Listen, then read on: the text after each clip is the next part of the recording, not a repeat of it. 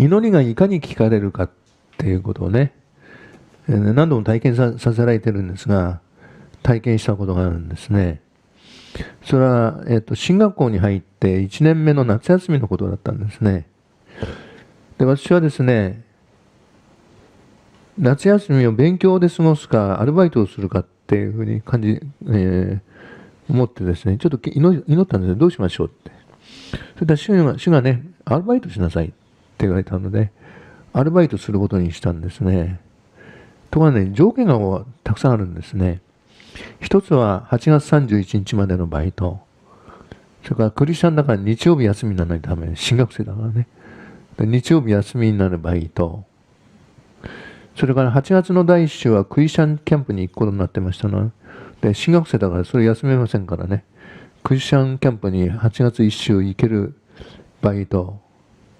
それからお金がなかったのでですね、歩いて行ける場所。そこのバイト。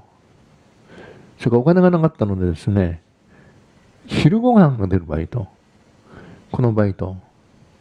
それから体が良くなかったのでですね、体に楽なバイト。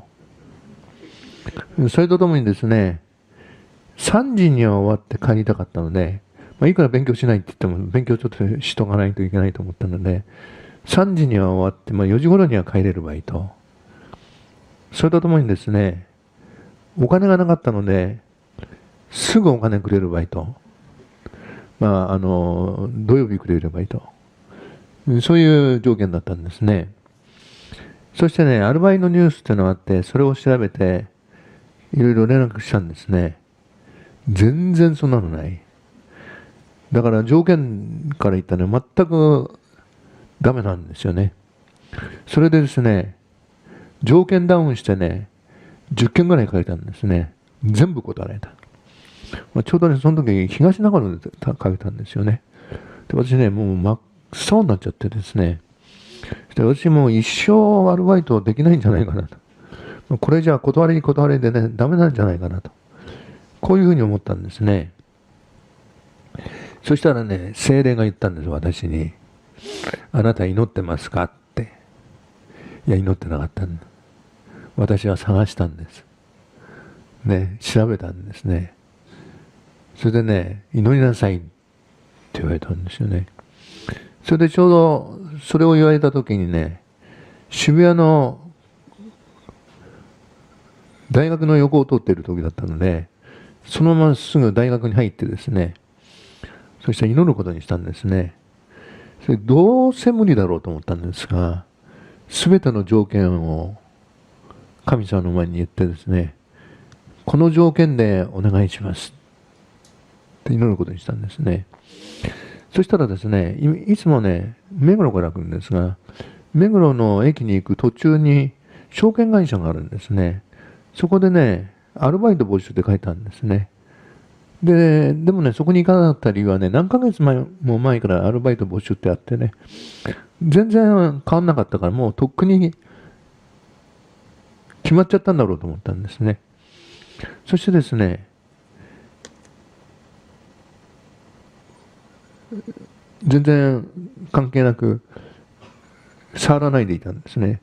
ところがね、聖霊様はね、そこへ行けって言ったの。いや、どうせ決まってね、断れるに決まってると思ったんだけど、行けって言うからね、行ったんですね。それでお話ししたんですね。で、絶対私の条件なんて無理だろうと思うから、日曜日休みで、8月の末までで、クリスチャンキャンプ休みになるって、もうそれだけでいいと。それでね、お話をしたんですね。そして、進学校に帰ったんですね。そしたらね、連絡が来てね、びっくりしました。そこにね、誰も埋まってなかった。そしてね、8月いっぱいまでのバイトだったんです、そこは。そして日曜日休みにしてくださったんです。8月1週ですね、クリスチャンキャンプに行かせてくださったんですね。それとともにですね、目黒駅に行く途中だからね、歩いて行ける。そして、ね、なんかその、会社はね、おかしな会社でね、お昼ご飯出たんだから、こちらのお昼ご飯出たんですね。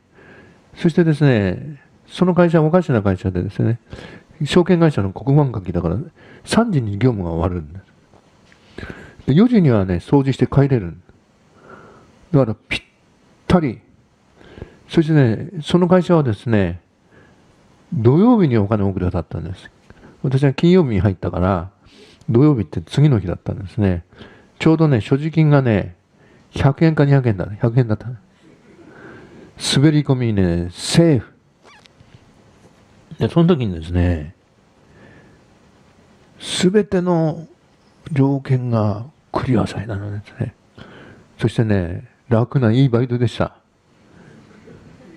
で、その時にね、祈んないでやった時と、祈りに導かれた時の大きな差、見ましたね。